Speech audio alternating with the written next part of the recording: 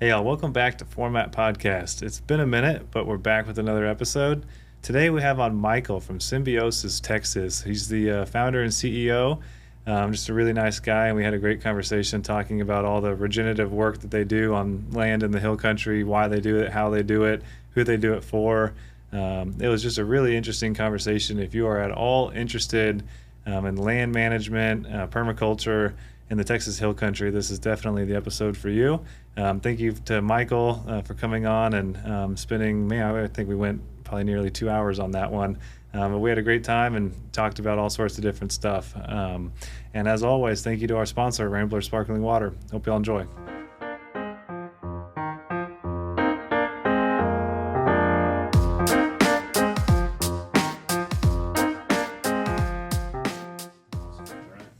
Now, you guys were talking, what are these drones for, in all seriousness?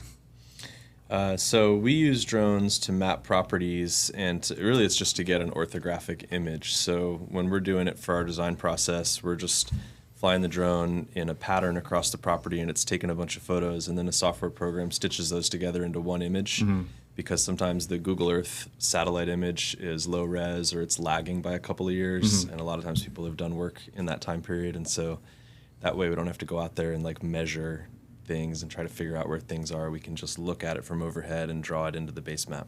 Okay, interesting. You said orthographic? Orthographic. What does that mean exactly? I think it just means an image it's a compound image, so it's multiple images stitched together. Okay. And there's a software program that sort of negotiates that and figures out how to overlap them and what to cut out and what to keep in. Gotcha. I assume that's different than LiDAR? Yeah, LiDAR, we use that too. That's where they fly planes and they shoot I think some sort of laser at the ground, and then based on how fast it bounces back up, they can tell what the topography is.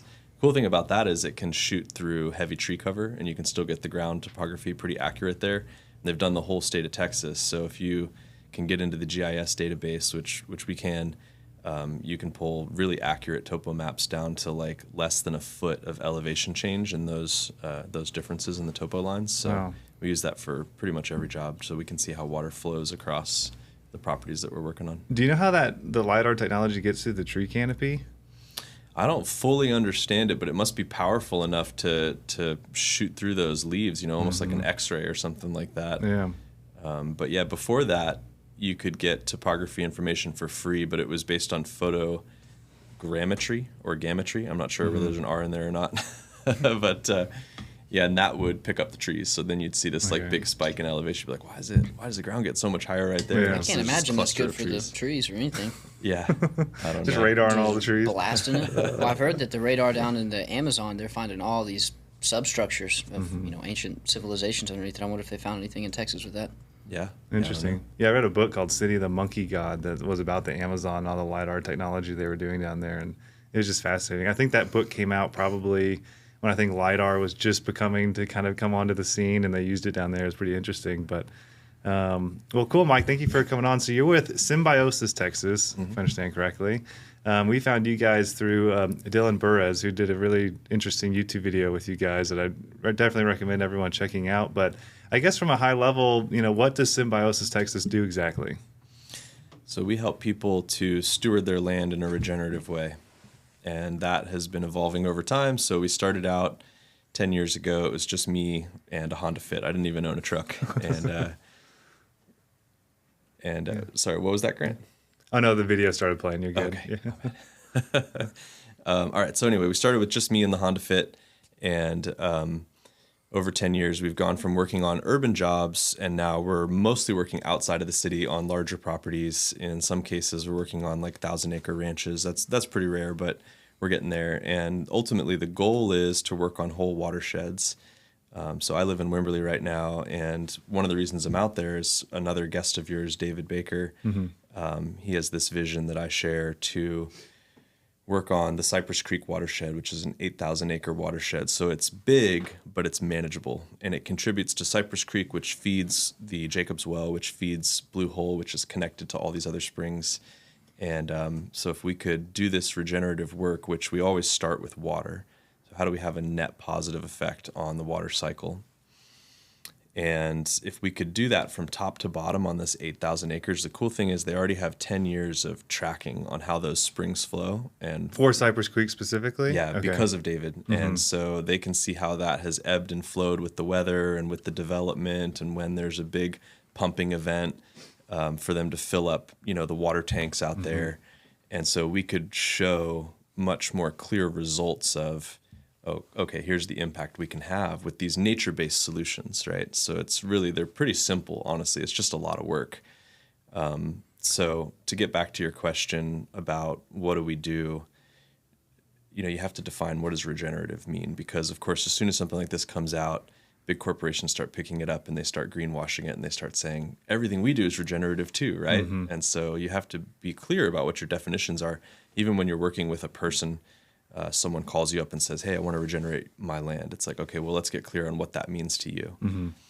So for us, we have 3 metrics, and the first one is water, which we already talked about. So we want to put more water into the soil, into the aquifers than we're pulling out for irrigation, right?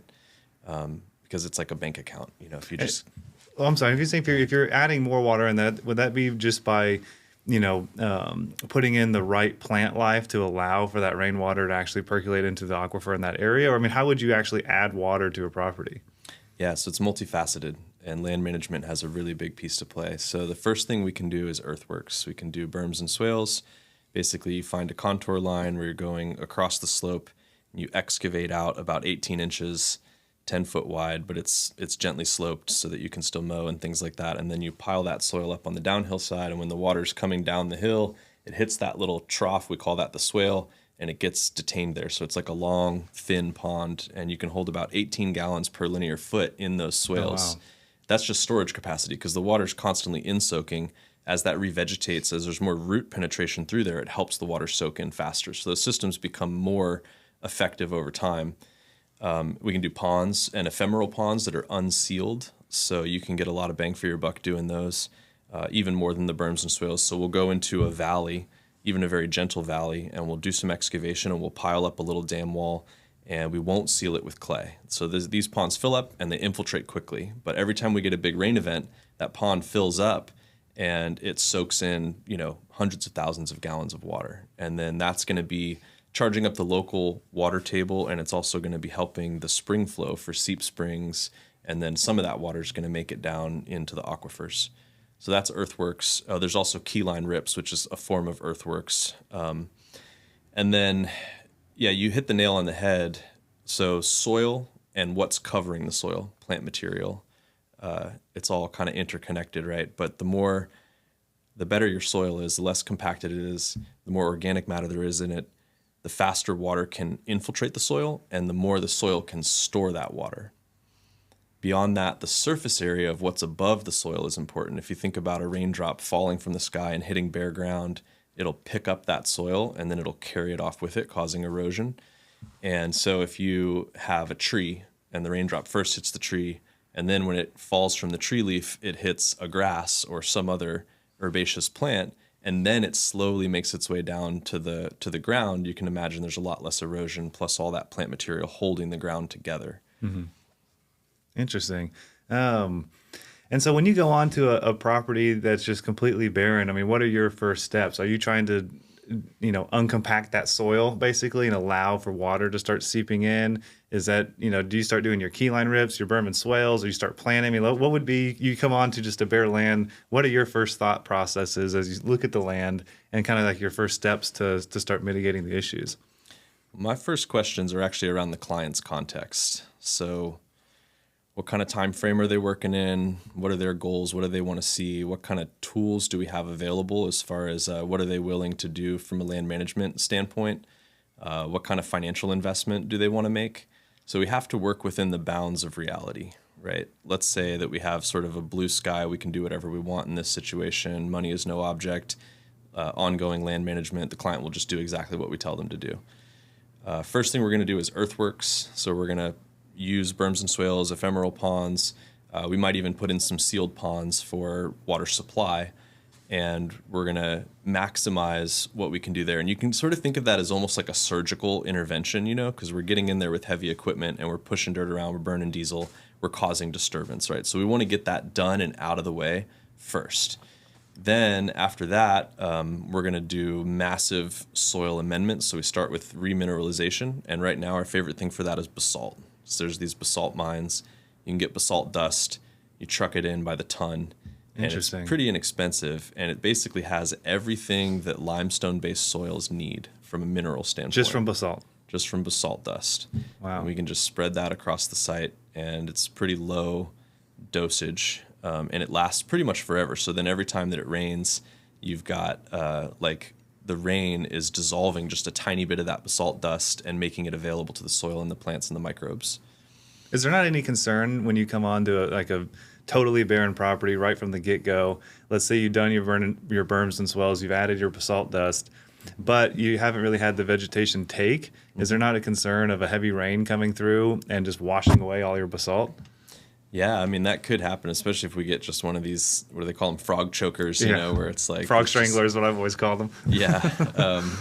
So it could move a little bit. The basalt is pretty heavy, and and then the berms and swales would create a stopping point, so it wouldn't leave the site entirely, but it could get concentrated in the swale. So definitely revegetation is important. And there's very few sites that actually have zero vegetation. They might have very low quality or very sparse vegetation. So there's one site, we just made a video about it with Dylan, where it was actually a caliche quarry. So they were mining all the caliche out of there to make roads for the bigger property that was a Boy Scout camp. And so that 3 acres was completely barren. There was one plant. Wow. And so it was kind of that situation. One of the other things we did there was we took cedar or ash juniper logs, and there was some selective clearing that got done to kind of prune up the trees and make them more of like a lollipop shape. And we took those logs and we laid them on contour more often than we did the berms and swales. And that's also another place where the water just gets slowed down whenever it's trying to go down the slope. So that's another place where organic matter and amendments that we're putting down can sort of pile up a little bit. How different does your scope of work change, if any, between, let's just say, east of 35, like in the Blackland Prairies, versus west of 35 when you get into like the limestone and all the bluffs? I mean, is it drastically different on what you would do? Definitely. That's one of the reasons why I've only worked in Central Texas, because any direction you go from Austin, you're going into a different bioregion. So to the east, Blackland Prairie, go far enough east, you get into the piney woods. To the south, you're moving into the mesquite and the coastal plains and sort of a whole different ecosystem that way. To the west, it's the Edwards Plateau. And then to the north, you get to the Llano or Llano uplift. And so they're all very distinct and very different. And we have to understand what those bioregions looked like pre-European settlement, because that's when everything started to change faster than the ecosystem could react to. And we're not trying to get back to that, but we're trying to understand what the climax functioning ecosystem looked like when it was being managed well by the Native Americans, and how do we move in that direction but create something new with our new context of modern civilization. We hear a lot, about compacted soils and, how bad that is for, land and whatnot. But what actually causes that? Is that mainly like cattle grazing, over 100 years? Or like what is actually causing that soil to become compacted? Yeah, I mean, it's a lot of different things, but I think cattle grazing is the biggest one, and it's the set stock grazing specifically. Okay. So what happens is... What is set stock grazing? So that's when you just have your animals out there and they have free rein, and you never subdivide the property into different paddocks and move them around. So if you have 100 acres and you want to get a tax exemption, which who wouldn't? I mean, who wants to pay full property taxes on that 100 acres, especially if you're not doing anything with it? You're not developing it, putting homes on it, and getting that value out of it. So what people do is they go to the NRCS, and the NRCS says, okay, to get an ag exemption, they come out and they survey the land, and they do look at it as it is, and then they set a stocking rate. And they say, okay, you need 1 animal unit or 2 animal units per acre or whatever it is based on your land as it is. Now they set that, and then you get those cows and you put them out there, and basically you just need 1 water source on the property for the cows if they've got full access. And that could be a well, or most of the time I'm assuming it probably is a well or a spring or a pond or something. Pond is probably the most common. Okay. If you look at Texas in Google Earth and you see all the ponds, most of those are man-made, and it's for cattle. And then are they filling those ponds with a well? I've always wondered, I mean, how do they not go dry? I'm assuming that they probably have a well somewhere that they're just letting trickle into that pond. I would say some people do that, but most of them are just, they're put in a good place by a pond builder who knows what they're doing, and they're sealed with clay. And so when it rains, it fills them up, and they're built in such a way where it doesn't evaporate out or in-soak out through the dry season. Okay. Yeah, I've heard of them bringing in lots of backfill. That's what they did in Brady, to have like a clay liner at the bottom. Yeah, they'll bring in bentonite, or they'll bring in clay from another location nearby and seal it like that with 6 inches of clay and compact it. And at that point, then you're effectively just evaporating all of that. I mean, it's not really serving a purpose other than water for animals. Yeah, exactly. I mean, you know, it creates an ecological niche, and there's a place for, you know, aquatic things to live and different kinds of plants around the edge of that pond. That's a good point. So ponds are good, and then animals are flocking to it, and we're creating these water sources for the wildlife as well. So I think ponds are one of the better things you can do, but if you're filling it with the well, that's when it's sort of, to me, it's like, okay, well, that's a little bit vain, and it just sort of means that you didn't build the pond in such a way that it was self-sustaining, and so it's not ideal. Makes sense. Do you ever put in sealed ponds? I mean, are there ever applications that you yourself are actually installing those? Yeah, I mean, I try not to. It pretty much doubles the cost of the pond when you have to seal it, so it's a lot better if you don't have to import a bunch of tons of bentonite clay and put them in there. It's also kind of a pain because you have to put it down, and then you have to cover it with material as well. So from like an earth-moving standpoint, it's just like a little finicky. A lot of skid steer work. A lot of skid steer work, and a lot of kind of painting your way out of the room, because once you have the bentonite down, you want to get it covered, but you don't want to drive on it and make like a sudden turn with a piece of equipment that then is going to strip that layer of bentonite in that location, because then you have a porous point in your pond. So it's kind of stressful, honestly. Yeah, it seems like a headache. Yeah. I've driven by places before, and it looks like they have a black liner for either a retention pond or on a ranch. Yeah, they'll put in those big EPDM liners. That's another pain. You know, it's just a big thing. You got to weld each seam together, and you got to spread the whole thing out, and you're just importing a big old piece of plastic to put in the bottom of your pond. If it ever gets punctured, you got to drain the whole pond and fix it. And so that's a roofing material, correct? Yeah, I mean, EPDM, they use it for a lot of different things, but you would know more about that than me, I think. I know for flat roof, it is a product. Flat roof, so. So are people doing that instead of the clay, or is it both? Yeah, it's one or the other. One or the other, okay. Yeah, it seems like clay would be, I'd rather do that than put down a bunch of plastic basically out there, rubber, whatever it is. Yeah, I agree. So you're able to answer this as freely as you'd like to, but let's say I had a 10-acre tract that was pretty barren and I wanted to do a lot of this regenerative work. I mean, what would be a healthy budget for that? I mean, how much money does this type of work actually cost? Which I know is a very loaded question and hard to answer, but just, you know, to give people some sort of sense of scale of, you know, is it a $100,000 project or $1 million project?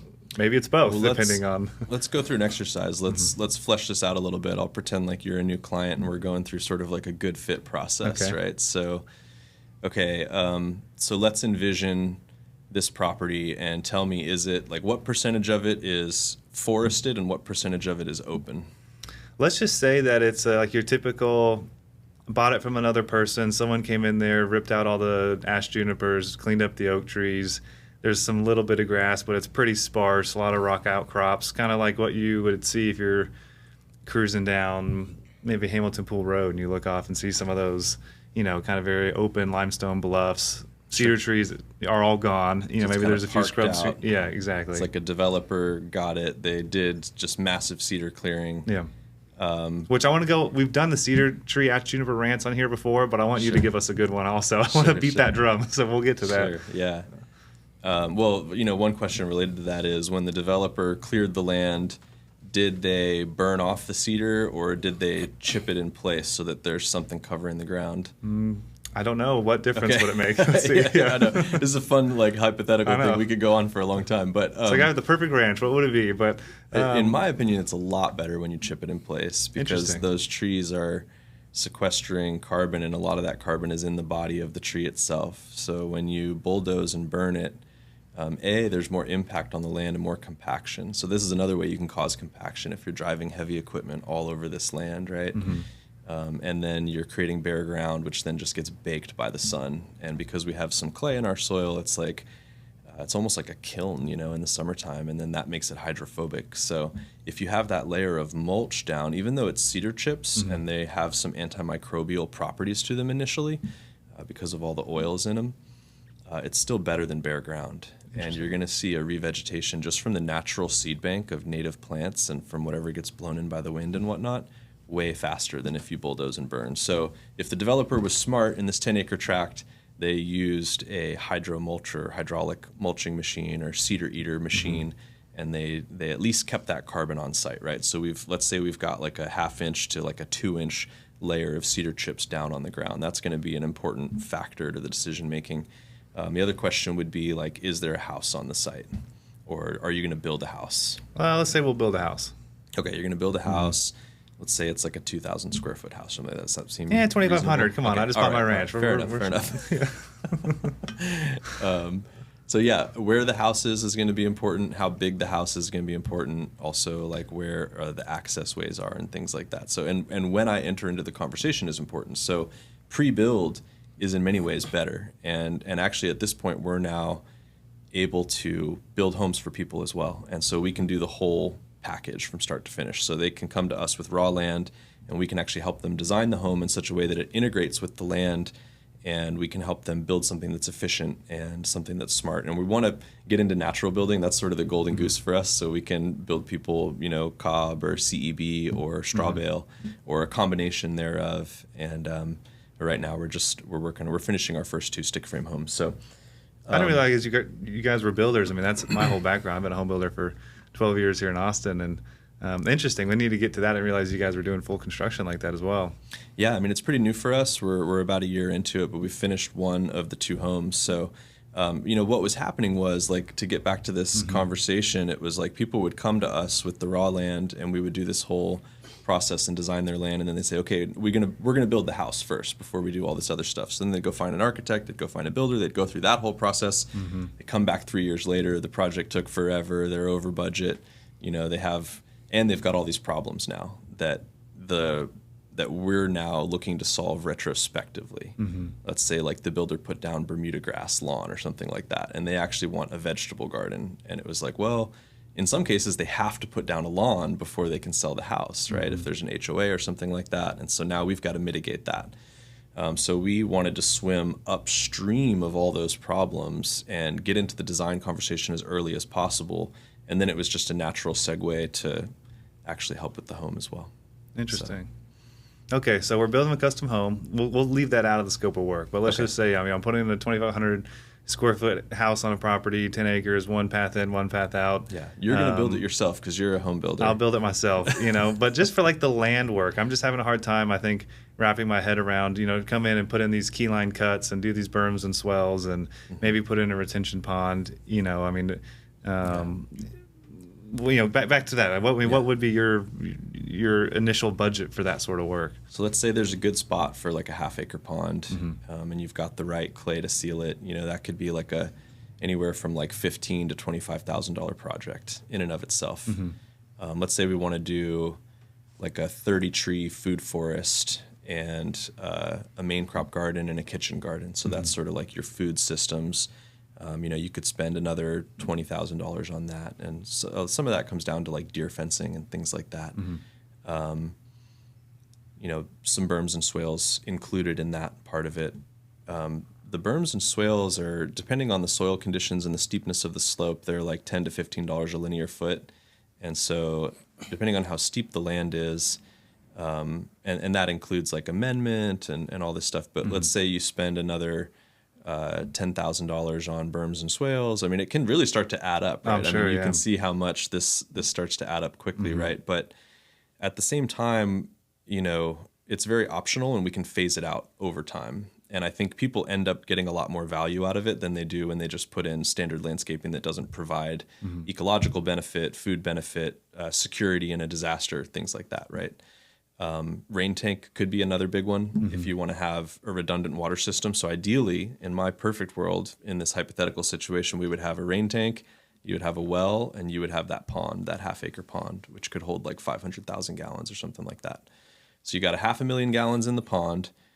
You've got a 2,500 square foot house. So that's going to be 1,500 gallons per 1 inch of rain. So I'm going to recommend that you put in at least a 15,000 gallon rain tank. But if there's any outbuildings, if you have a barn, if you have a garage, anything like that, you might end up going bigger. You might end up with like a 30,000 gallon rain tank. So the way that system would work is we'd use the pond water, which is fertigated from fish and from plant matter and just natural microbiological processes. We'd use that for irrigation. We'd use your rain tank for potable water, and then we'd have the well to back up either one of those systems in the event that the pond is too low and you don't want to drain it anymore to kill the fish, or if you run out of rainwater for your potable water because we're in a crazy drought, then you've got your well for backup. But you only use the well in one of those two events. Yeah. That's interesting. I've never heard that before with like pond water, but it makes sense with having all the plant life and the fish life. It's almost like fertilized water for plants. Is that exactly interesting? Yeah, I mean, fish poop is great for plants, and plants don't love city water because it's chlorinated and it's got chloramine in it, and they don't love, so that's killing all the microbiology basically, and they don't always love well water because the well water has been filtered through all of this rock, and so it's sort of like a mineral tea. And when it's limestone, it's really calcium rich, and there can be an overabundance of calcium, which can lock up other nutrients. It can also clog up your fixtures. You guys have probably seen this. Like it'll just like ruin your appliances because all this calcium builds up on the inside of the piping. So you can imagine that sort of calcium gumming things up in the soil as well. Sort of a similar process. But you can also notice that when it rains, suddenly, even plants that have been irrigated with city water or well water, they perk up, right? And that's for a couple different reasons. One of them is the water is just more pure and easier for them to absorb. The other reason is because rainwater actually collects nitrogen on its way down through the sky. And so they're actually getting a nitrogen fertilization. Now the pond is filled with rainwater, and then it sits in there, and the microbiology, I mean, if you take a little bit of pond water and you put it under a microscope, it's going to be teeming with life, right? So all that microbiology is really good for the soil. Even if they die in the soil, their bodies are feeding other microbes. And then, of course, the fish pooping in there, and I mean, that's like one of the best. If you could just get pure fish poop and put it on your garden, it would just go crazy. Interesting. So when you say you're irrigating some of these properties, I'm assuming, just me probably being naive here, but you would most likely irrigate even if they're native plants when you first plant them just to help them take. And then beyond that, would you only be irrigating, non-native species, like if you had a vegetable or fruit garden or something along those lines? Yeah, we really try to be very targeted about our irrigation. And if you're using the right plants and you're amending the soil and you're getting the soil so that it's like a really great sponge for the water, then you really don't have to irrigate that often.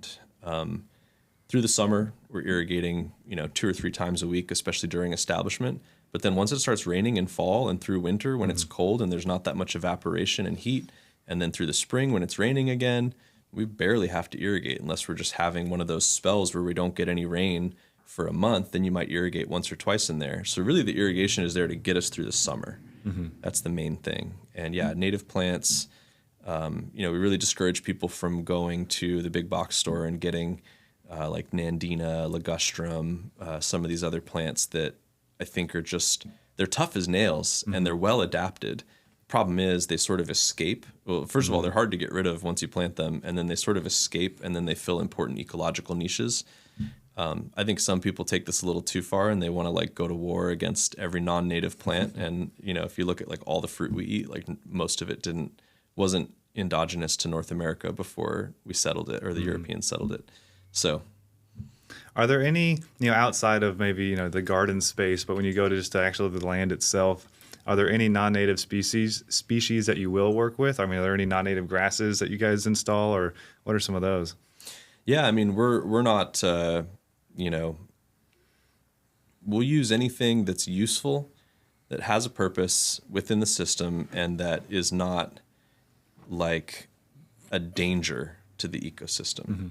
So the reason I said Nandina and ligustrum are some of my 2 least favorite plants is because they will take over like a riparian area, so like along a creek bed. If you walk around the creeks in Austin, sometimes you'll see that they've just been taken over by some of these non-native plants. And the problem is they're then taking that really important space where biodiversity used to be, and they're now out competing those like specialized plants that are in decline in our ecosystem. But for instance, like I said, all the fruit trees that we plant, pretty much all of the vegetables that we eat are all like, they're not necessarily native. I mean, there's native varieties, but they've been cultivated and selectively bred over thousands of years to be in the form that they're in that we like to eat. So all that, pretty much everything we eat is technically non-native. Yeah. Are there any other plants that, are common for people to go buy at Home Depot that you're like, no, stop buying these plants, kind of like a big no to you? I mean, I know like bamboo, I've heard is a big one. It's like, don't plant bamboo in your yard because it just goes crazy. I mean, are there some big ones like that? Yeah. Well, bamboo is kind of funny to me because it's so useful, and you go to other places in the world where they've adapted to its use, and it's like, it's just like a super plant in some ways. It's a really cool plant. And I mean, and I've had people do it in the past, previous projects before I got into all this, where they'll use it to like screen a neighbor or something. Like it works pretty well, but I've heard that it's just impossible to get rid of and that it expands and soaks up all the water, but you probably know much better than I would on that. Well, I mean, I've seen lots in Austin that it's like, you could tell someone planted a little bamboo by the roadside and then it took over, and it's like the whole yard front and back right up to the house is bamboo, and their neighbors are trying to like fight it off. And I mean, it's a really aggressive, fast growing plant. And I think the thing with bamboo is there's clumping bamboo and there's running bamboo. And my understanding is the clumping bamboo is a lot less aggressive from a spreading standpoint. So if you're going to plant bamboo, plant the clumping variety, not the spreading variety. I think that's really important. Some other stuff that I really don't like, honestly, my least favorite plant is Bermuda grass, and there's a lot of it out there. People use it for their lawns. It's a good choice from a how adapted is it to Texas standpoint, because it can handle a lot of heat. It doesn't need a ton of water. It spreads by rhizome and seed. Problem is it's going to get into your pollinator beds. It's going to get into your garden bed. It's going to get into all these places where you don't necessarily want a lawn, and it's going to be almost impossible to get rid of. Interesting. I've seen that on a lot of custom homes. People love the Bermuda grass. Yeah. Interesting. Are there any other ones out there that you would tell people to avoid? Let's see. What about zoysia? That's another one I see people installing. I feel like zoysia is a lot better than Bermuda grass or St. Augustine. It's kind of in the middle there. Like, it's not as aggressive as the Bermuda grass. It's not as water dependent as St. Augustine. So I'd say that that's actually a better choice. But my top choice on grass is going to be Thunder Turf, which is a mix of 3 native grasses. You can get it from seed from Native American Seed Company, and it's buffalo grass, blue gamma or grama. I need to get. I don't know what is like accent in the way I hear it and how it's actually spelled. So I'm not good at spelling. And then curly mesquite. Okay. I've heard of buffalo grass before. I've not heard of thunder turf, but thunder turf would be if someone wanted to have like a sod type of yard and have nice grass, they could do that, and it's more or less a native, better for the environment in Central Texas grass they can use. Exactly, yeah, and you can just seed it when you would normally put down sod. You just seed that. So it's actually going to be less expensive than putting down sod, and then you don't really have to irrigate it, and it'll go brown in the summertime, but then it'll just come right back to life as soon as it rains again because it's adapted to those drought cycles. Another benefit is it only gets like 6 inches tall, so you could actually just not mow it, or you could mow it once or twice a year. So the maintenance investment is so much lower. Wow. So you're saving on water, you're saving on cost, you're saving on burning fossil fuels and just the noise of having your lawn maintained every week. And so for clients, kind of circling back to our conversation on cost, I think our exercise proved it's very difficult. Every land's going to be very difficult to come up with an actual price on it. But depending on what you want to do, we're in the, tens of thousands, if not hundreds, if you have a really large property. From what I can tell so far, it seems like most people that hire you guys, if it's a new property and it's new construction, hiring you instead of their landscaping budget makes a lot of sense. Because they're already going to spend, $50, $100 on landscaping. Might as well work with someone like you to come in and do native plants and really know what they're doing. But beyond that, if someone already has a property, has already landscaped, to hire you guys, there's really no financial incentive other than just being a good person and wanting to fix the land, right? I mean, there's no one that hires you and then is able to make money off what they do to the land.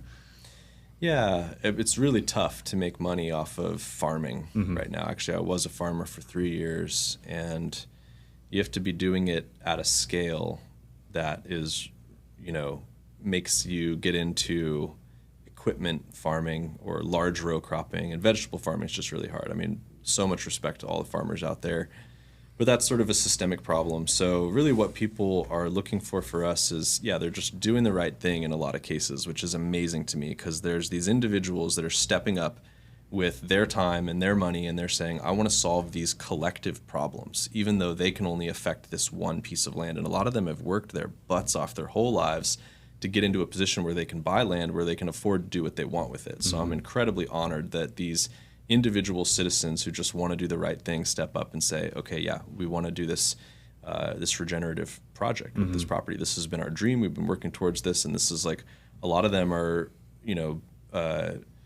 moving into retirement in some cases, and it's like, this is how they want to live the rest of their life, and then they want to leave an improved property to their children, their grandchildren. So to me, that's really inspiring, and I love that, as opposed to like, well, let's just go on a bunch of cruises, or let's, whatever else people could do in their retirement. Absolutely. I would say there is financial incentive in that so if you install landscaping, or if you practice land management practices that degrade your land, you're degrading an asset, and they're not making any more land, and it's one of the best investments you can make. So if you're managing that land well, and the soil is getting better, the biodiversity is getting better, the land feels beautiful, it has food systems that become more productive over time as you manage them well, and as they start to gain steam and momentum, because they're mirrored after ecosystems which have a successional process of becoming healthier and more abundant, then you've made these compounding investments. Now, to avoid being a snake oil salesman, I will say there's risk. I mean, if you spend all this money and then you don't have a maintenance plan and you just give up on it and you go on vacation for 2 years, chances are a lot of that stuff is going to die, during the establishment phase. So there is like you need to be committed and follow through and actually interact with the system. But that's where, kind of one of the fourth principles of regenerative comes into play, which is reconnecting humans with nature. And a lot of people, I think, when they reach out to us, that's one of the things they're looking for is, okay, I've spent a lot of my life at a desk or whatever it is. I feel disconnected from nature. I feel disconnected from where my food comes from. I feel unhealthy in some ways. And now I'm sort of taking the reins of my life, and I'm deciding, okay, I want to play a part in where my food comes from. I want to play a part in stewarding land, and then have this reciprocal relationship where I'm working to heal this land. And through those actions that I'm taking, I'm actually receiving these health benefits myself. How much land does it take to be able to feed a family of 4 or 5? I mean, how much space would that actually require if done correctly? Oh, man. I mean, if you build up your soil, you can do it on like a half acre. Oh, wow. I mean, and there's a lot of dependencies there and whatnot. But what's hard to grow is the calorie crops, right? So that's things like corn, wheat, potatoes, like things that take up more space. Potatoes a little less so, because you can grow a lot of potatoes in a small space if you do it vertically. Vertically, interesting. I've seen that before. Yeah, people will build these like potato towers in a way, and it's sort of like a piece of fencing that you just put into a cylinder, and you slowly fill it with soil, and you build up this tower of potatoes. So you can grow what would have taken let's say 50 square feet, you can grow in like 5 square feet, the same amount of potatoes. I've only built a potato cannon, very different purpose. I remember those too. You build that after the potato tower. Yeah, exactly. That's the entertainment portion of it at the very end. Yeah, but I would say, like, in my opinion, it's nice to have 5 or 10 acres. Like, that's a good amount of land if you want to have animals and rotate them around and have a little bit of wild space. So if you can have that much and sort of put that into the family investment portfolio, if you want to think about it that way, and into like the security of, okay, we have this land, we're managing it, we can grow our own food here if we want to. We don't have to all the time, but we've got a food forest. And so like that's set up, and we've got chickens, and we've got a few milking goats or whatever it is. You can do all of that on 5 acres. You can do it on less than that. It's just, it's going to be more important that you stack these systems in a really intentional way, and it's going to be higher management in some ways, and you're not going to have any just like open ground for like recreation or just hanging out in nature. Let's say I had a half-acre plot that I was attempting to just max out all that I can. I just lost my train of thought. Maybe you were going to ask what would be like the best thing to do to max it out. What would be That's where I was going with it. Oh, sorry, this is what came back to me. So if I had a half acre and I was trying just to max out most food possible, half acre is not that much space. Would it make more sense to just bring in a half acre worth of soil, and with stuff that already has the nutrients? Or does it make more sense to try to rebuild the soils that are there, so you're not having to bring it in, versus just doing raised beds for the whole thing, which again would be just bringing in soil? Yeah.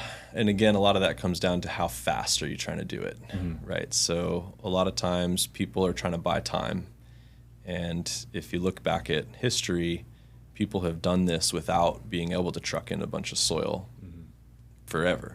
They've found ways to do it with animals. They've found ways to do it by reusing all of their own waste products, whatever they may be, food scraps, even human manure. Like in China, they've been farming.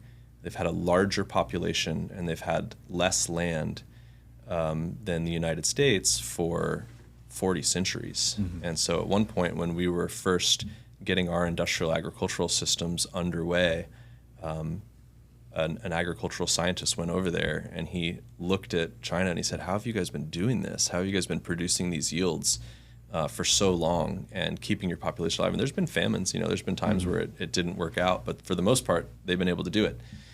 And one of the things he found was they didn't let any of the human manure go to waste. So they were taking human feces, composting it, and putting it back into their growing systems. And that was one of the big things, because it's like when you disconnect those nutrient cycles, then you create a waste stream. And then you have to put all that somewhere. And because it's not reintegrating with nature and going back into the soil somehow, now you've got this giant toxic place, right?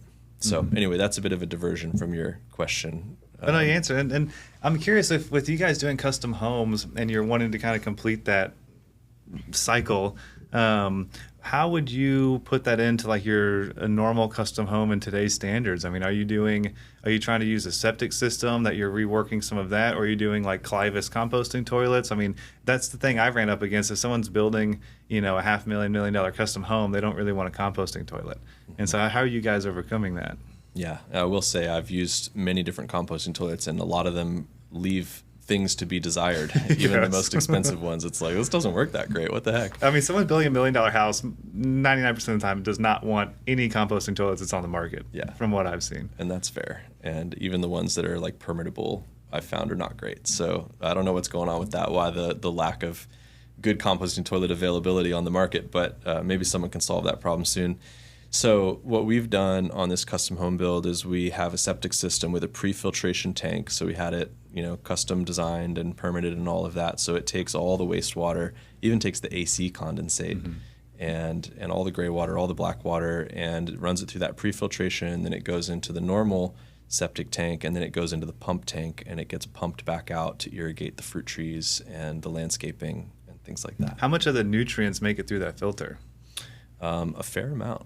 Okay. A fair amount, yeah. So it ends up being pretty good irrigating water. Exactly. So it's like fertigation again. So we take that nutrient, and that's the interesting thing about this to me, is that it's actually the nutrient richness that creates a problem when we focus it and let it sit for too long and let it get anaerobic. And when you spread it back out onto the land and you irrigate with it, it has a chance to just be diffused in a way that is beneficial. How would you rank that water as far as nutrients go versus the fish poo pond water?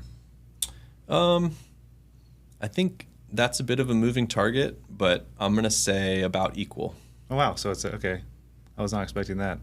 Yeah. Interesting. Yeah. I mean, some of it's going to depend on the people inhabiting the home and things like that. I mean, one of the problems you can have with stuff like that, and this, I don't think this would be as much of a problem for our clients, but like in city water that gets recycled over and over again, there can actually be buildup of like pharmaceuticals and things like that in the water. And so now they're starting to wonder, oh, wow, like, are we getting affected by the pharmaceutical load of the water?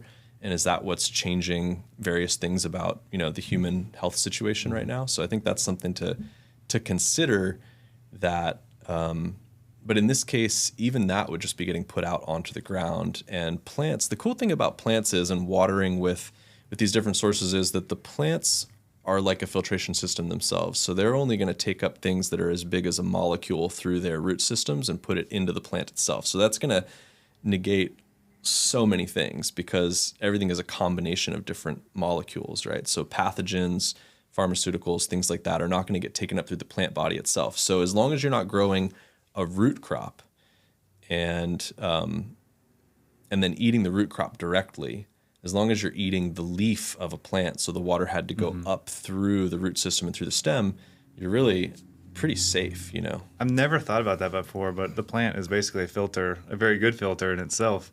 How interesting. I mean, as I understand it, I'll make a caveat of like, don't get too crazy out there, people. Be careful, but still, don't be. I think we're a little overly scared and sensitized to that. And I think it's just how the pendulum swings of like, there were times when we had terrible sanitation systems and everyone was getting cholera. And like, obviously that's not good.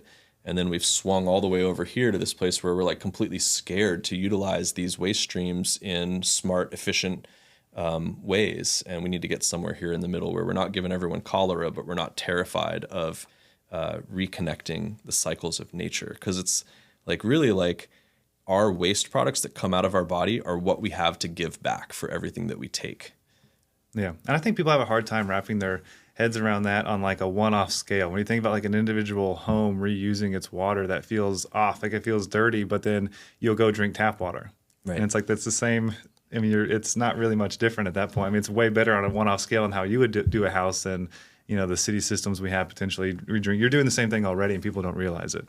Yeah. I mean, that's the crazy thing about tap water is, as I understand it, like they're taking a lot of the water and they're just, it goes through these systems back to the water treatment plant, and then they run it through all these different treatments. Usually it doesn't smell very good when it's in treatment, and then they basically sterilize it, they test it, they make sure it's okay and it's not going to kill anybody, then they send it back out. But I've heard like one of the things that they're doing in the water treatment plant is they're separating toilet paper back out from the water.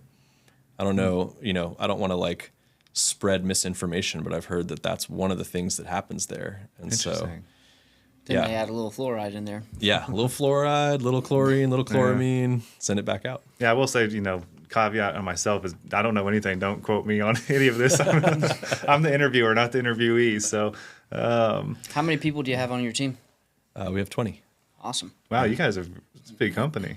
Yeah. Wow. Yeah, how about you guys? What's your team looking like? So we do custom homes and pools. On the pool side, if you want to talk on that, I mean. So we have a couple different companies. We have Hill Country Pools that primarily cleans pools and maintenance equipment above ground. We've got about 25 people on that team. Awesome. And then on the pool building and then the home building side, we've got a handful of subcontractors and project managers.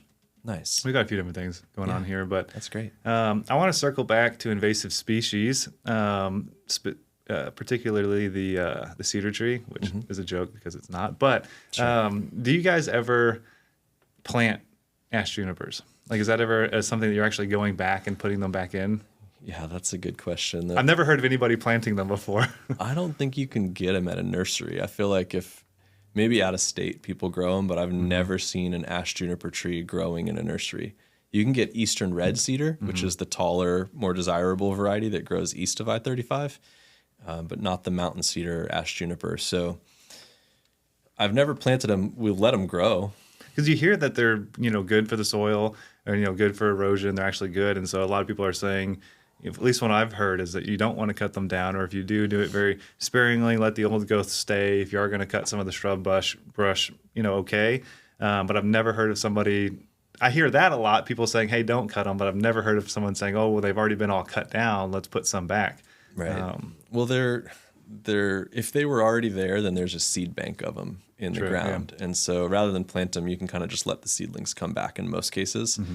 Or you could go harvest seed from your neighbor's property or whatever and spread it out there. The birds will bring it in eventually anyway. Like the the ash juniper isn't going anywhere, So Yeah, for sure. it's like, but what I do see people do that sometimes seems, silly to me is they'll cut down all the ash juniper trees, and then the first thing they want to do is plant a privacy screen. And I was like, oh, well, if you would have just left the cedar trees around the perimeter, then you would have had one already, and you wouldn't have to spend all this money and, try to plant trees that are not as good at providing privacy as the ash juniper tree was. So I think that's one big thing about it. I mean, you mentioned it's just gotten a lot of bad press. Like, it's actually, Dylan's working on a video about this I'm very excited about that we've contributed to, that I don't think there's any other plant in Texas that has basically, the whole state has tried to go to war with it. And we're not winning that war. Like, we're hurting ourselves, we're hurting the soil, we're hurting the state, we're hurting so many different things, and the biodiversity. And I recently found, or one of my teammates found, this symposium, the Biodiversity Works, put on a ash juniper symposium. And so there's these 20 different videos of like 45-minute presentations from the most recent research in that particular tree from these biologists across the state. And it was fascinating because they're just geeking out about the ash juniper, and they're like left and right disproving some of these things that turned everyone against the tree. So one of them is that it takes more water than oak trees. Current findings are that's not true, and it takes about as much, but it's very like context dependent. And obviously they wouldn't be all over the state growing on these like rocky hilltops if they needed that much water. Obviously they can survive without that much water when they have to. So that there's so many things that if you just look around with common sense, it's like, how is that true? And how did everyone get convinced of that? And I think two big things that happened. One was the Bamberger Ranch. David Bamberger wrote a book called Water from Stone, and he cut down all the a lot of the ash juniper trees on his ranch out there near Johnson City. And then his spring flow came back, and he wrote a book, and that was like the easy, simplified takeaway that people took. And so people started cutting down their cedar trees and thinking their springs would come back. Well, I thought the Bamberger story and maybe people misunderstood, but I thought the point of his land was not that necessarily he removed the cedar trees, but it was that he planted the grasses. Right. And so I guess people missed the grass part and focused on the cedar tree part. Yeah, it's sort of like, what do people take away from things? And if someone writes, let's say there's like a big headline and it's really controversial and it just takes off like a wildfire, and then they write a retraction next week. Hey, no one How reads many the retraction. people get the retraction, right? Versus this word of mouth spreading of. So somehow people picked up partly from that book and partly from Texas A&M. And I think there's still people out there that are just playing this telephone game of like, the cedar tree is the enemy, and if we could just get rid of all the cedar trees, then we'd be better off. And I think that's very, it's very disconnected from the reality of how ecosystems work. I feel like when I run around in these type of circles with conservation folks and whatnot, this is very accepted common knowledge at this point, but then I leave that circle and I go to my normal job on a job site with like your typical people, and this is so far removed from them. I mean, it is so far to left field. I mean, the whole everyone hates cedar trees or bad. I mean, that is still so strong of a narrative for people that aren't in these spaces.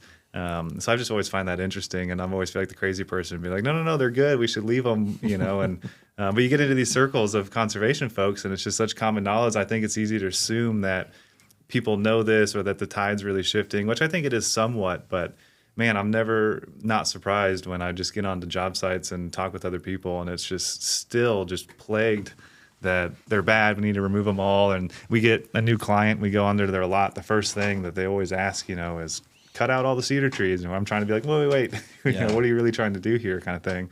Nice. Yeah, that's a good question. What's your goal? Why do you feel that way? I think, I still get people that contact us and they're interested in all the stuff we do, but they're running that narrative of cedar tree bad. And I found a lot of different ways to engage people in that conversation, but I feel like the worst thing you can do is engage in it like an argument and try to change their mind in like a forceful way. So I like your approach of starting to ask questions of just like, okay, why do you want to do that? Okay, what's the goal? All right, cool. Have you considered these like knock-on effects that might happen if you clear all these trees? So what's your biggest success story so far on a property? That's a good question. I mean, the biggest thing that we're talking about right now, and is the project that's right off of the Devil's Backbone, and we're calling it just this total transformation is the first 2 words in our YouTube video. So you can go to our YouTube page and check it out. It's like a 40-minute video done by Dylan. It's really good.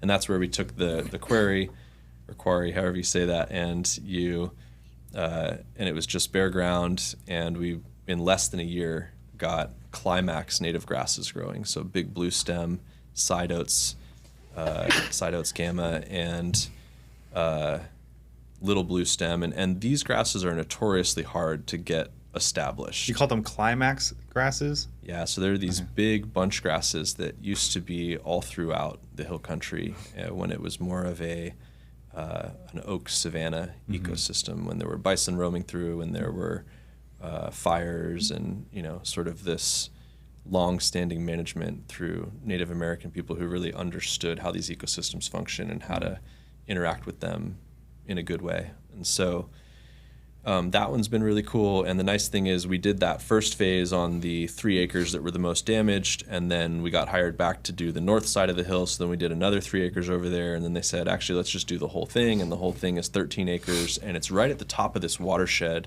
in the old Sentinel Peak Boy Scout camp. And so there's no effects from neighboring land. It's like a self-contained system. So I'm really excited to see that over time, because just in this 1 year, we've seen such amazing results, and it's going to be this snowballing effect. And so one of our big things is to set up tracking on that stuff. So we started to build these web apps, and we use the GIS mapping system, and we'll track all these different features, and we'll revisit them once a season, and we'll take pictures from the same locations, and we'll make notes. And so over time, we're building up this data of, okay, if we do this and we have this kind of weather, here's the result we get in this context. And from there, we can start to build this cost-benefit analysis of, all right, here's what you're getting when you spend this money on berms and swales. Here's what you're getting when you plant a food forest. Here's what you're getting when you just plant trees for biodiversity. Here's what you're getting when you seed, when you amend the soil, or when you don't. Here's the difference between these things. But as a private company, I'm not a scientist. No one on the team is a professional scientist. We're kind of figuring this out, and we're looking for research partners. And so we've started to apply for grants with Texas State. And if we get those grants, then the projects that we do with them are going to be tracked. So part of the grant is that Texas State will send out their students, and part of their work will be to gather scientific data on these systems and, create these findings. How interesting. What would be your most ideal client? I mean, if someone calls in and, do you like the Boy Scout ranch that's totally barren? I mean, is that like a kidney candy store with that type of property, or do you prefer something that has a little more growth already that you're just trying to shape a little better? I mean, what you personally like? What would be your favorite property to work on, or favorite type of property? Honestly, the really beat up piece of land was kind of scary in some regard, because I thought, well, this might take 5 years to work, and so I'm actually very pleasantly surprised at how quickly we're getting that regeneration. I think part of that is because we've had really good weather this year. Honestly, like if we had still been in as bad of a drought as we were having the previous 2 years, that would have been really hard, or it would have been a different result. So my ideal client for me personally, I like to work on bigger projects. I like to work in the Wimberley area, so that's where I live. So it's nice to not have to drive an hour and a half or whatever it is to get there. So someone with 10 plus acres in the Wimberley area who wants to create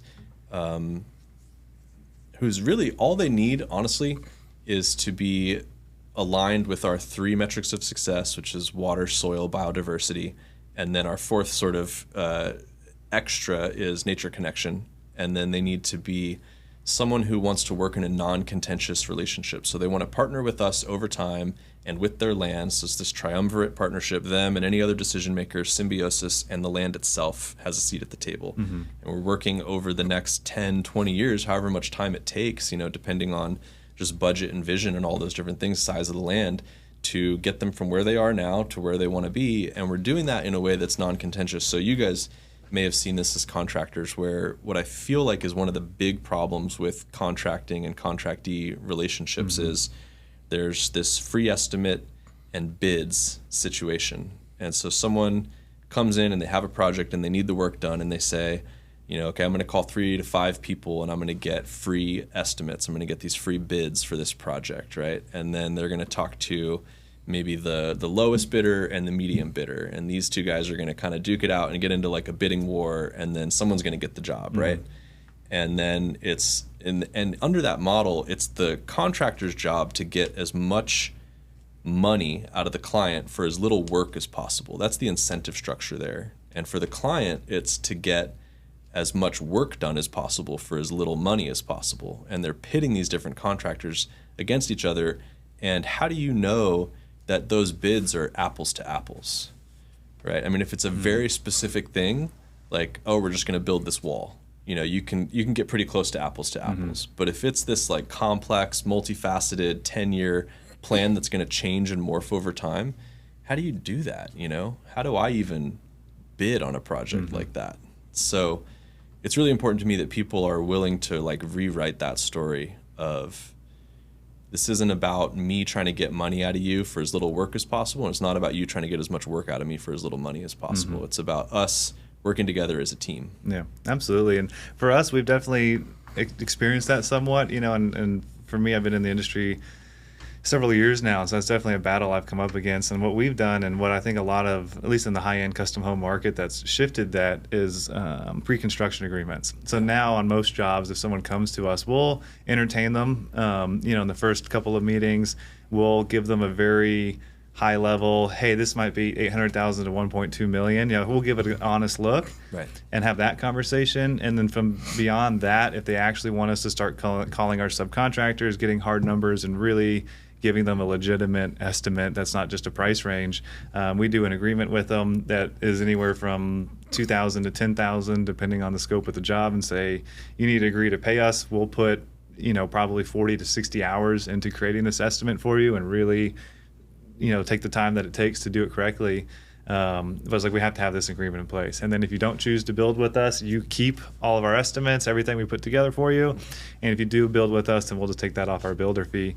And then we also do everything cost plus. Yeah. And so there's really no funny games. We're just an open book. And so that's how we've kind of gotten to and had those conversations, which helps a lot. But yeah, it's a very wonky market, home building is. It's a very tricky one, and there's always someone cheaper willing to come in, but then it's like, what are they actually putting in? And most homeowners don't know what they're looking at, and if you cheap out on the installation package, are they really even going to know? Or you go from a synthetic underlayment to felt, people don't know what this means. So like, it's so easy, I think, for contractors to confuse clients if they have the ability to. And so it's I'm glad that this seems to be shifting a bit, though. Yeah, absolutely. I mean, I think it's good for everybody, honestly, because if the incentives are bad, the results are going to be bad. And we've heard a lot of horror stories from our clients about things just going wrong. Or you get the contractor that comes in and they say, yeah, we'll do it for less. And then they're 75% of the way through the job and they say, oh, we were wrong.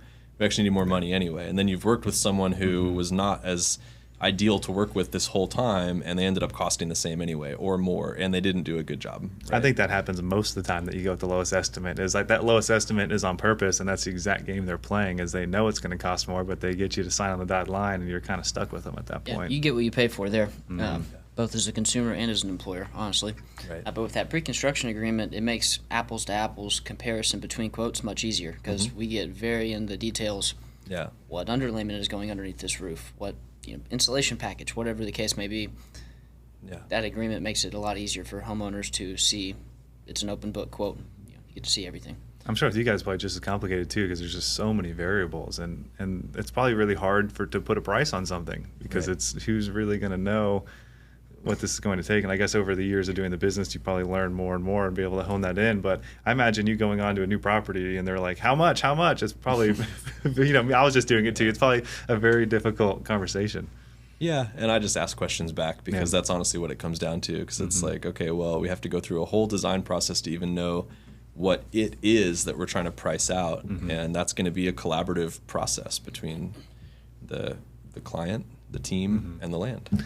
So you said when you first started, it was you, I think you said, in a Honda, driving around doing more urban projects, which I would assume is just, infill lots. They're hiring you to come in to landscape it. You were probably doing a lot of xeriscape, that sort of thing. And then it's expanded into more ranches. But fast forward to today, how are you guys set up? Like, are you mostly ranches, big properties, or are you still doing, if someone in downtown Austin wants to do their property, what's today look like for you? Yeah, I mean, I'd say probably like less than 5% of our work is actually in the city limits these days. And I think that's just, it's not like we're intentionally doing that. That just seems to be the way that it's going. So we're kind of going with the flow. I will say it's sort of jarring when we do work in Austin, just because, we've got these big trucks and trailers. Like, I don't know how other contractors do it. I mean, it's just the spaces are so tight and like you're on display the whole time. Like all the neighbors are stopping by and asking questions, like interrupting you, and like, because we're working in the front yard sometimes, and they're like, "Oh, come on over to my place," and that's nice, and but it's also just sort of like a very different feel than being out in the country. There's you're sort of self-contained on this property, and you just sort of feel like you have this much more free environment to work in. So I do prefer that. But we're set up to have regional teams. So we've got a team that works more in the eastern cardinal direction from Austin. We've got a team that can work more in the southern direction. And then we've got the west team. A lot of our work right now is in the westerly area. But more and more we're expanding to the south and to the east as well. The only direction we don't have covered right now is to the north of Austin. Okay. But we'll get there. And then I think eventually, like, there's no one doing exactly what we do in the way that we do it in Dallas or Houston or San Antonio or Fredericksburg. So you guys are really going to expand out. I'd like to. I mean, we'll see. Of course, like, growing your business is stressful and dangerous in some ways, so we want to do that intelligently. But I guess it is called Symbiosis Texas, not Symbiosis Hill Country. So, yeah. And I'm sure too, as you expand in those other regions, it's more learning curves. Having to find local people that maybe know the specifics of those plant lives and ecosystems better, and all those growing planes. I'm sure Houston's very different than San Antonio versus Dallas versus El Paso. So they're all probably night and day. Yeah, and I mean, we're still focused in the Austin area right now, so we're really only working in like an hour and a half radius from Austin, and not so much north. But the way that I would do it is I would take a team member who's been on the team long enough that I can really trust them, and I would send them to go start a branch somewhere, rather than, at least that's how I feel about it right now. Yeah, it's a great idea.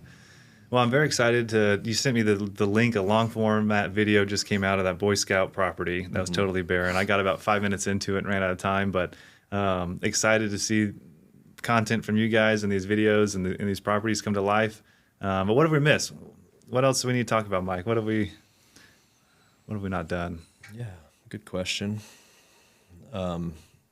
Well, I'm curious to talk to you guys about this because of the background and what you're involved in. And I appreciate, that you're focusing most of this conversation on me and Symbiosis. But being that the idea is Symbiosis here, I'm always fascinated to talk to other people and figure out, okay, what are you doing? Okay, what are we doing? Cool, how does that connect? How can we help each other? Because I really feel like this idea of cooperation over competition it's like the secret weapon that entrepreneurs that want to change the world in a positive way have. And so absolutely, you guys being in home building and pools and things like that, I'm curious what you think about how do we take these industries and move them in the direction of regenerative, without doing a full 180 or just like a drastic pivot.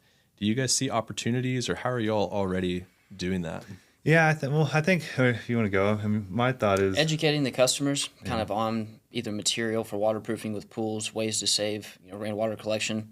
I've learned a tremendous amount from Matthew in being in this space because I didn't come from this space at all. Education, talking to the customers and the homeowners about it, giving them options. I think a lot of builders come in, they're trying to, it's just another customer, get in and get out. Not too worried about educating them what exactly they're doing. Sure. Yeah, so taking more time to do that. And have you thought about, I apologize if this is just unsolicited advice, but have you thought about taking those things that you want to do more of to educate the clients more on, and like building your SEO on your website so that clients that are already like at least partially interested in that find you guys as sort of someone who can offer that stuff? If we did advertisement, absolutely. Nice. But we are completely word of mouth. Yeah, gotcha. And so I think with time, we'll get there. And I think just from kind of like a high level, I mean, Forrest nailed it. I think it's education. I think that the end buyer, the end user, is the only one that really matters in the whole equation. I mean, they're the one writing the check. And so you can be a builder and want to do this and that, but if you're not able to convince your client or have a client that's already educated on it, it's kind of an uphill battle. Yeah. And so I think you're never going to be able to like upsell somebody into something if there's not like the education and the actual want from the person. I used to work at a company called The Build Show, and we did all sorts of media content around high-end, building science things. And that was always an uphill battle because people, when they go to buy a property, they care about price per square foot. They don't care about how the house was built, what was it, when was it built, who was the builder. Those questions never get asked. It's only how much is it per square foot. And I think it takes education to shift that conversation to where the buyer is now saying, okay, I see the price per square foot, but what is that insulation package? Or how was this? Is there a rain screen behind the siding? Or there's all these little details that people just don't realize. And so I think it takes the end user getting educated in all this to really facilitate it, and then having a builder or somebody you can work with that is just right there. As their curiosity expands, they have the resources and the person to work with to continue that conversation. So that's my kind of personal philosophy on it. I think it's just going to take a lot of time and a lot of media and content, people seeing this or seeing their neighbor do it and then saying, oh, now I'm interested. But it's like it's hard to – people have to almost find this on their own. I think it's very difficult with these conversations to force feed it to somebody or to start talking to them if they haven't had that like aha moment of themselves seeing something and then them really actually wanting to learn it and then you being a resource for them. But kind of coming at it aggressively or like trying to put this on somebody, I feel like never works. Right. And all these things cost more money. And so it's like they kind of have to come to that conclusion themselves. You can plant the seed with the homeowner or the builder, and if they're receptive to it, of course, deep dive into it. Some people don't, it's in one ear, out the other. They don't want to talk about that anymore. They want to talk about marble coping. Yeah. So, okay. Yeah, I get that. And like the less time you spend fighting that uphill battle or trying to change someone's mind is just not interested, the better, right? But I love the Build Show, and I love that you can just, if someone is interested, you could also be like, yeah, check this out. And they've got this whole rabbit hole. I mean, there's all these rabbit holes you can go down now, and that's the beauty of YouTube and content out there, right? But looks like you guys are set up to produce some of your own content too that could be really great. Yeah, we're getting there, and I think when I was still at the Build Show, we'd have a new client come in and they'd have some new widget or new something that for me, like if I was to produce a video for somebody about something, I would always focus on the education. Like, how can I use this product to teach somebody something? And inherently, you're advertising to them. But it's really, you got to focus on, like, I genuinely think this is useful for somebody. So I want to tell this story in a way that they're going to find useful. Yeah. Oh, and by the way, you just got advertised to, and you might not have really realized it. Like, that was always my goal looking at something. And I think as builders, we're kind of doing the same thing. Like, plant the seeds, educate them. And in the back end, you're also kind of like selling this whole thing to them. But like if you try to sell first, you miss the mark. Right. You've got to educate the people first. And I think for me, like, I'm not an expert on any of this. I'm just a random Instagram dude who builds houses. I kind of fell into the space. And so for me, it's having people like yourselves or other or people that are actual experts that we can work with. And if somebody comes to me to ask about land, regeneration, I'm going to immediately call you and say, talk to this guy, sure. And broker that conversation instead of trying to butcher it myself. Yeah. I like that approach and that's what I'm doing too, is just trying to find people that bring different pieces of the puzzle and bring them into the team or have them as a subcontractor so that we can get the job done to the highest standard and also bring those people into their right livelihood as well, because, having the advertising and the vehicle and the system for managing the clients is a whole thing you got to build over time, right? But I think to contribute to that conversation of how can development and home building become more regenerative, to me it seems like the thing that you guys are already doing that's really important that brings a lot of value is building homes that are going to last potentially for multiple generations. And if you look at a lot of the spec homes that get built in these neighborhoods and just get thrown up, I feel like they're going to be falling apart in like 50 years. And so even if the price per square foot is half the cost, if its lifespan is, a quarter of the time, I mean, would you guys, I know this is a tough question, but would you guys say that the homes that you build or the things that you build are going to be able to last with maintenance, like hundreds of years, or? Yeah, absolutely. I mean, again, it also comes down to budget, how much the homeowner really wants to do. But just like simple things of putting a rain screen behind your siding will make your siding material last exponentially longer. There's also little details of, like, you really want to have the head of your window, your header, have a nice overhang. And there's all this data out there that, these modern homes have no eaves on them. And so, like, the tops of your windows get just blasted with sun and water. And it decreases the lifespan of your windows, like, exponentially. And so there's, like, all these little things that you can do that add up to a whole. But yeah, I think a lot of those spec builds are just thrown together as fast as they can. A lot of times they're not even using real sheathing. They're using, like, this cardboard crap for their sheer value. And yeah, I bet you within 100 years, almost all of those houses are going to have major issues or need some sort of major work done to them. And some of the projects we do in 100 years might need work done too, but it's at a different scale of what would need to be done. Right. But again, we get stuck on the same game of, like, budgets, and we have X number of money to work with, and we need trying to get X number of things done, and kind of like that puzzle pieces of what makes the most sense. And unfortunately, a lot of the really crucial things to building a home correctly, nobody sees. Right. And so that's a hard conversation to have, because people care about the final finishes and what their countertops look like, not what's actually in the walls or how the structure is built. So that's tricky. That's a huge part with pool building, is on the surface level, you see the pool deck, your coping and your plaster, you see the pool. Oh, it's nice. We renovate a lot of leaky pools that have leaks and have massive water loss. We excavate the pool or cut into that wall. That pool is 6 inches thick with plumbing with 1 mat of rebar. Now we build pools with 14-inch walls with double mat rebar. And so in terms of longevity, absolutely. Lots of the pools we're seeing are disasters. They have no engineering underneath them. Yeah. We live on the Balcones fault line. The ground moves, and so your pool moves. It separates from the pool deck, breaks plumbing, causes a leak.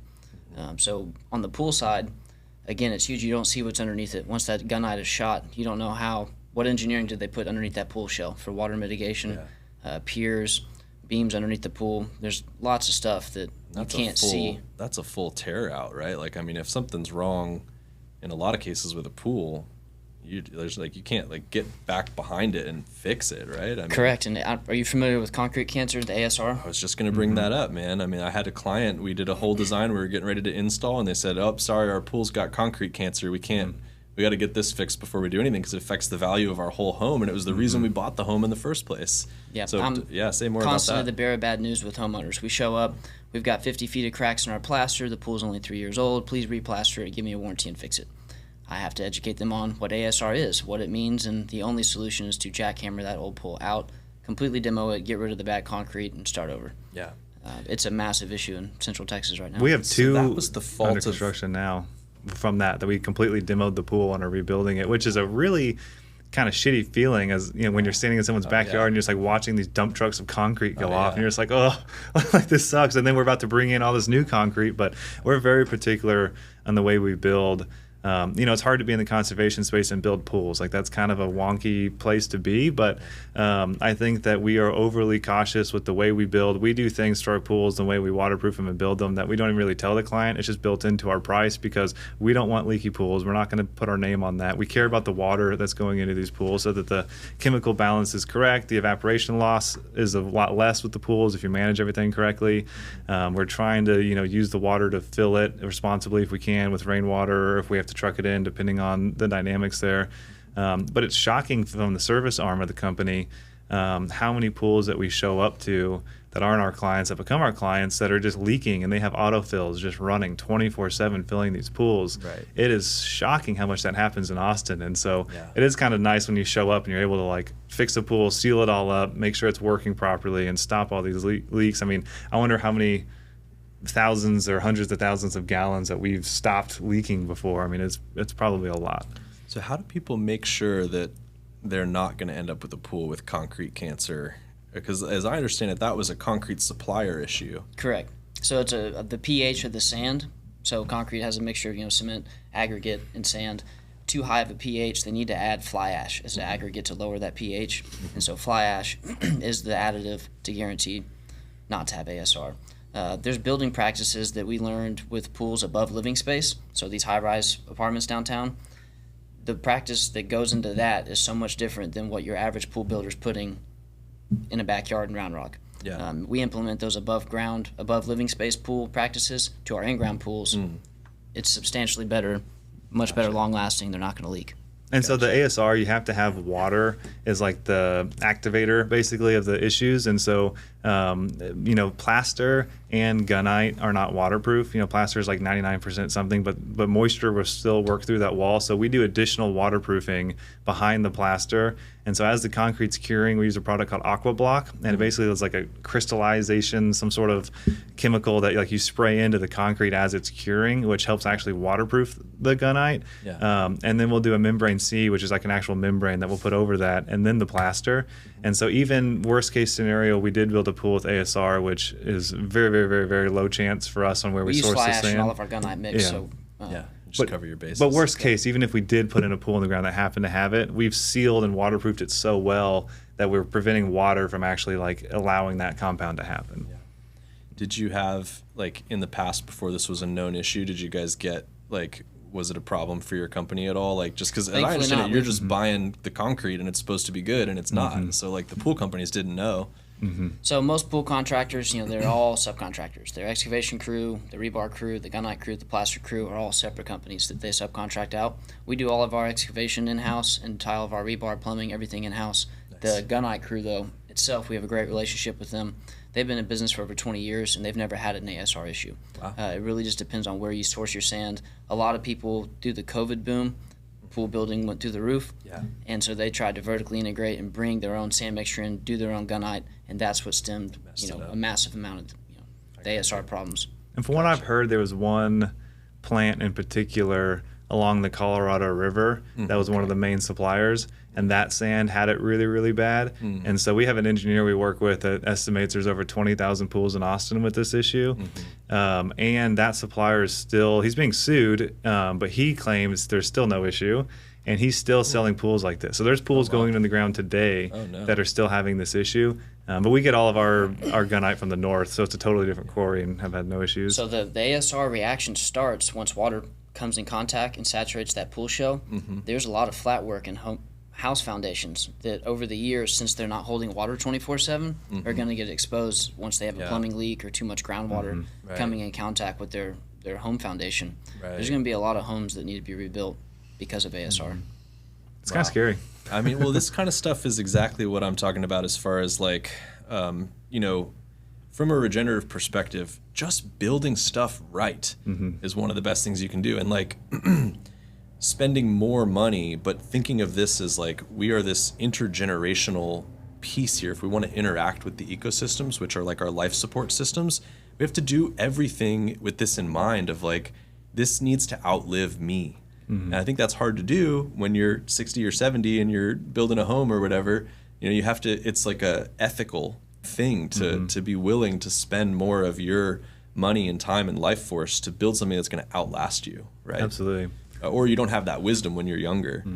But one idea that I had for these clients that had the ASR with their pool that couldn't do the project, I said, well, I'm just shooting from the hip here, but have you seen those natural swimming pools where people actually will take an old messed up pool and they'll put a EPDM liner in there and then they'll build filtration beds around it? So I think for people that want to do something maybe a little outside of the box, that's one option that exists. Of course, I'm not specialized in that, but I think it's kind of cool. I think it's a really interesting idea, and I've seen those, and they're gorgeous. I think it'd really be dependent on the property, because most of the time you're stuck with pool deck and landscape, and so if you had the space to do it, absolutely, that's an industry I think we should on a morph ranch into type more. setting, absolutely, but a high-end custom home with the view in Westlake, they just spent $300,000 on their pool and pool deck, and now they're just infuriated, and they want nothing to do with a natural pond. They want their negative edge oasis back. Right, they want those clean lines and everything. Yeah, and you need as much space for your filtration as you have for your pool. It has to be 50-50.